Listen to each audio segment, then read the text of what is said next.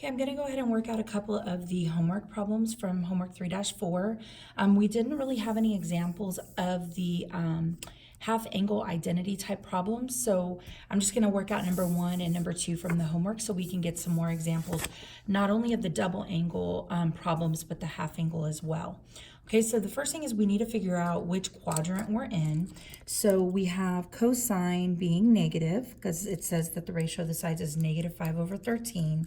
And then we also have tangent being negative, because it says that it's less than 0. So we go back and we think about our all students take calculus. If both of them are negative, it's not going to be quadrant 1. If cosine is negative, then it's not going to be quadrant 4. If tangent is negative, then it's not going to be quadrant 3. So that leaves us with using quadrant 2 to draw our triangle. Okay, so we have cosine is adjacent over hypotenuse. So that means that -5 is adjacent to our angle, 13 is the hypotenuse of the triangle. We need to do Pythagorean theorem to find the missing side.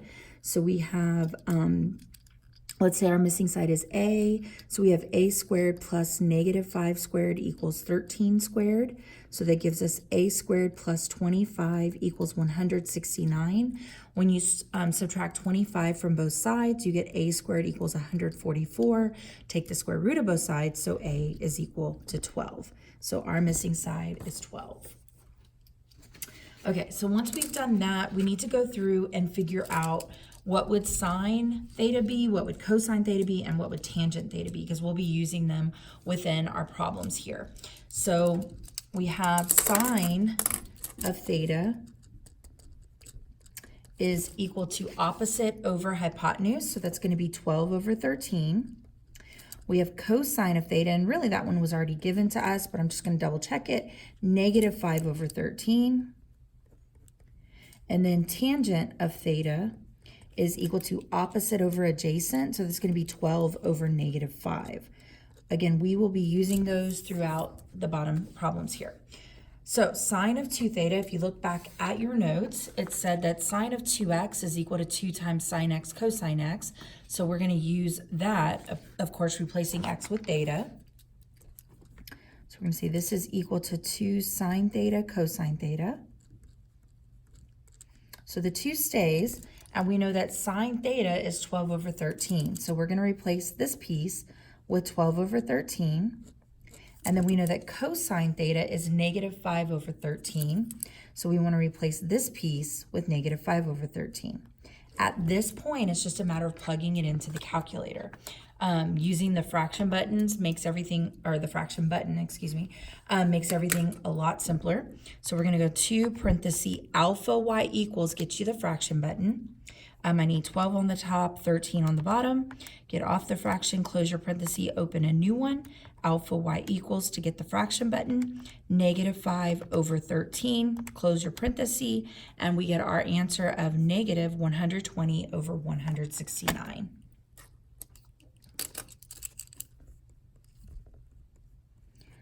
Again, please box your answer for me. Makes it much easier to grade on quizzes and tests. So that's how you do sine of 2 theta. Let's move on to tangent of 2 theta. So tangent of 2 theta, if we look at our formula sheet here, or our notes, we have 2 tangent x over 1 minus tangent squared x. So we're going to replace it with 2 tangent theta, 1 minus tangent squared theta. That's what we'll be using.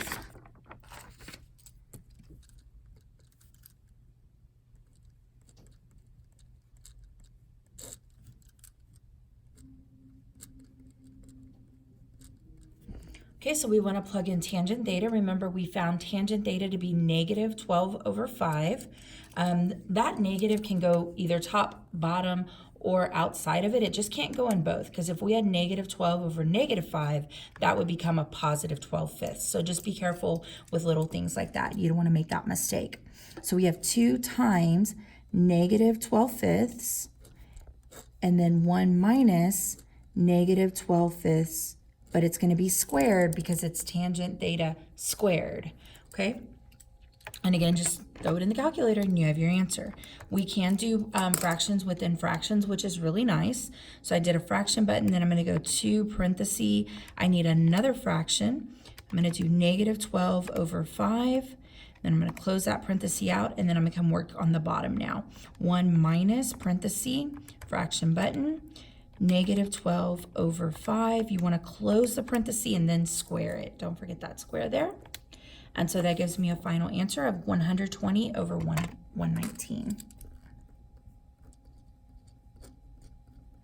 Let's box that answer. Okay, we're going to move on to cosine of 1/2 theta. So we are doing our half angle identity now. We have the identity square root of 1 plus cosine x over 2. You will have sometimes it's a positive, sometimes it's a negative. I'll explain that better in class. I'd rather kind of walk you through that with the picture. So right now I'm just going to tell you it is positive, and I'll explain better why that's the case in class with you. Okay, so we're going to use the identity that it's equal to the square root, and it is the positive, of 1 plus cosine theta all over 2. Okay, so we have square root of 1 plus cosine theta we know is negative 5 over 13. And that's still all over 2. I would recommend using your calculator for this, but the problem is if we put in the square root in our calculator, it is going to give us a decimal answer. So what we can do is we can type everything in the calculator, but remember that's underneath the square root. But remember that whatever we get, we have to keep the square root. Let me show you what I mean. So I'm just going to type in only what's underneath the square root, not including the square root. So I want to go 1 plus, we want to do the fraction, negative 5 over 13, and then over 2. So that means that inside this radical, underneath it, it's 4/13. So I didn't do the radical, I only did the part inside of it. So then I still need to break that down. I know the square root of 4 is 2. So that's equal to 2 over the square root of 13. If you're really trying to make your Algebra 1 teacher and Algebra 2 teacher happy, you're going to keep going. You're going to rationalize that denominator. So you're going to multiply top and bottom both by the square root of 13 and get our final answer of 2 square root 13 over 13. Okay? If you stop up here or if you stop here, you'll probably get full credit or maybe a point off for not simplifying, but this is our best final simplified answer. Okay, I'm going to move on to sine of 1/2 theta. So using our formula here, again, it's plus or minus, but I'll talk to you in class about why it's positive. So it's going to be the square root of 1 minus cosine theta over 2 is going to be the one we're using.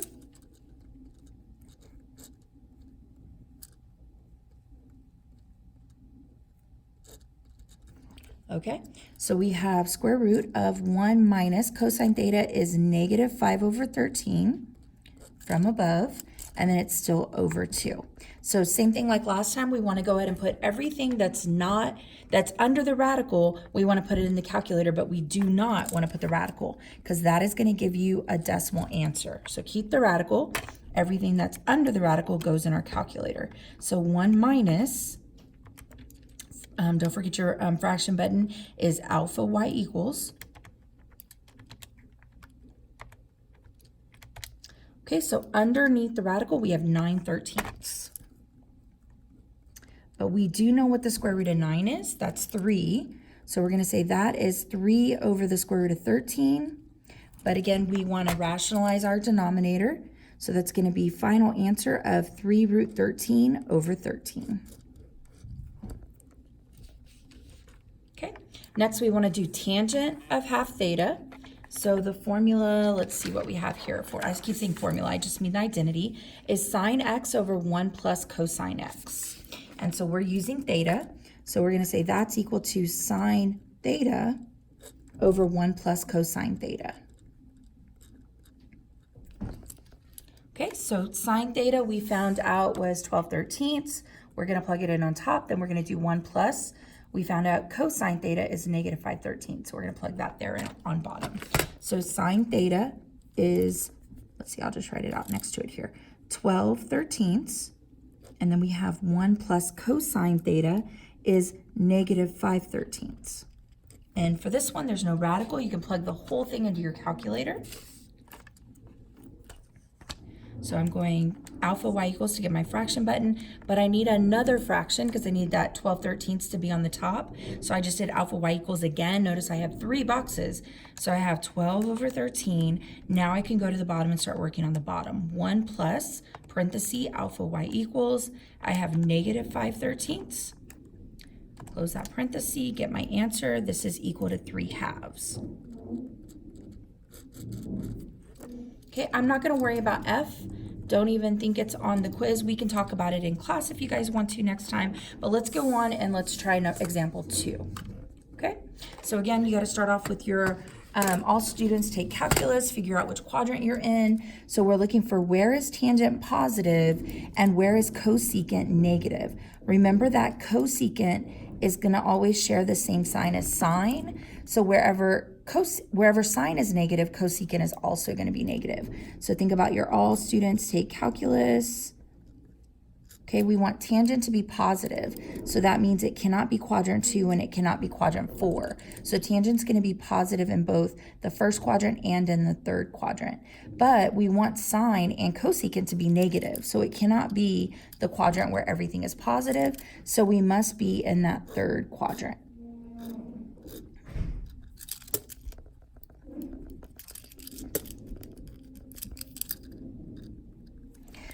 Okay, so we have tangent is opposite over adjacent. Okay, so opposite our angle is going to be 4, adjacent to our angle is 3. You really need to stop and pause and think about this a minute.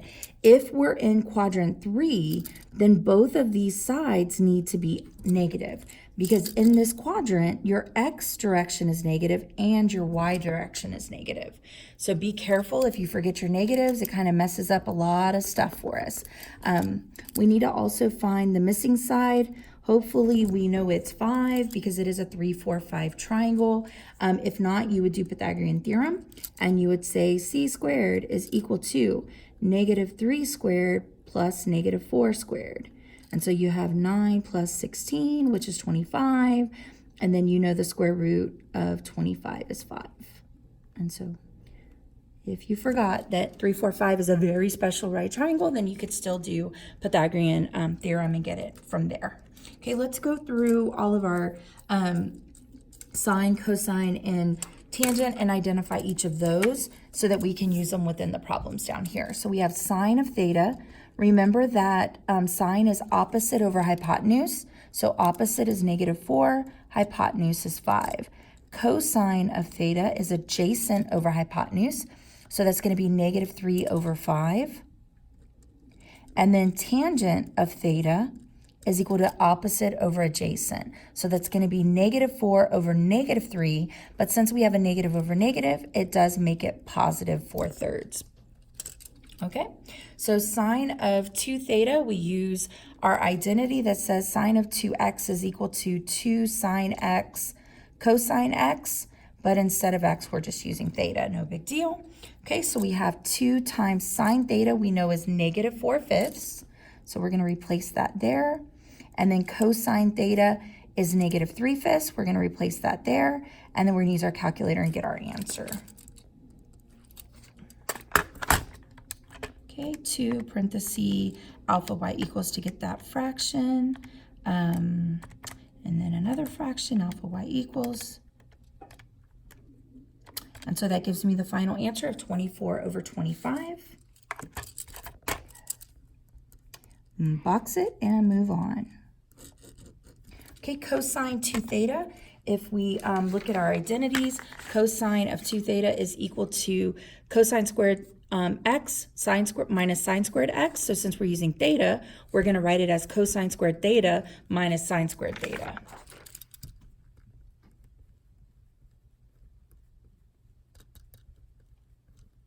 Okay, so cosine theta is negative 3/5.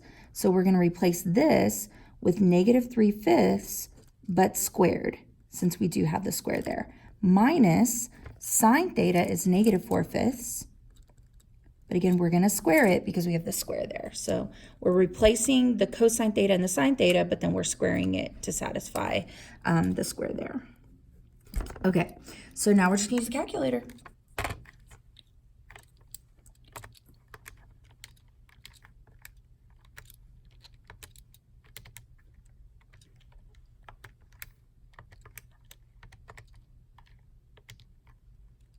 Make a mistake. Sorry, guys. It's been a long day. So I'm typing in wrong stuff here. Forgive me. I'm fixing it as we go. So here we go.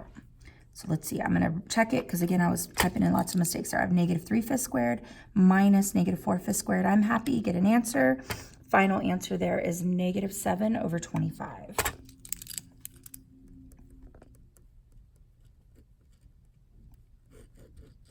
Okay, we're moving on to tangent 2 theta. So that one, if we look at our identity here, it's 2 tangent theta over 1 minus tangent squared theta.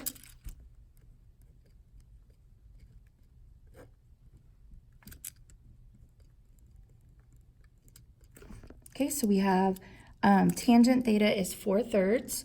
So we're going to go equals 2 times 4/3. And then 1 minus the 4/3 squared. And straight to the calculator. Excuse me.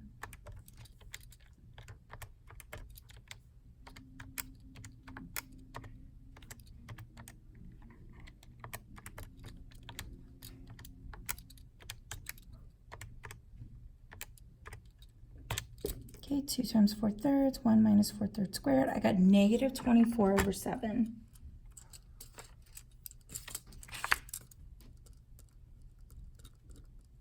Two more. Hang in there with me. 2 more examples, and then we'll call it a day on this one. Okay, so we have cosine of 1/2 theta. So if you go back and you look at your notes, we have plus or minus square root of 1 plus cosine x over 2. Again, I'll explain this in class. This one's going to be the negative. So it's plus or minus. This one's going to be negative. And again, I'll explain that better in class when we can sit down and look at a picture together of what's going on. But we're going to do negative 1 plus cosine x over 2. And it's not actually x, sorry, it's theta, not x. Okay, so we have negative square root 1 plus, well, what is cosine theta? Cosine theta is -3/5. So we're going to replace that right there, but then it's still over 2. So just like earlier, we're not going to put the square root in our calculator. We're just going to deal with what's inside. So alpha y equals 1 plus parenthesis -3/5 and then over 2. So inside the parentheses, we have 1/5. And by parentheses, I'm sorry, I don't mean parentheses, I meant square root. Sorry about that. So inside the square root, we have 1/5. So that's going to be equal to negative square root of 1/5. But I know the square root of 1. The square root of 1 is 1. So that's equal to -1 over the square root of 5. But then we want to rationalize our denominator. So you're multiplying top and bottom both by the square root of 5. So you have negative square root of 5 over just 5. That is the best final answer. One more example, tangent of 1/2 theta. So when we have tangent of 1/2 x, we have sine x over 1 plus cosine x. So we're going to do sine of theta over 1 plus cosine theta.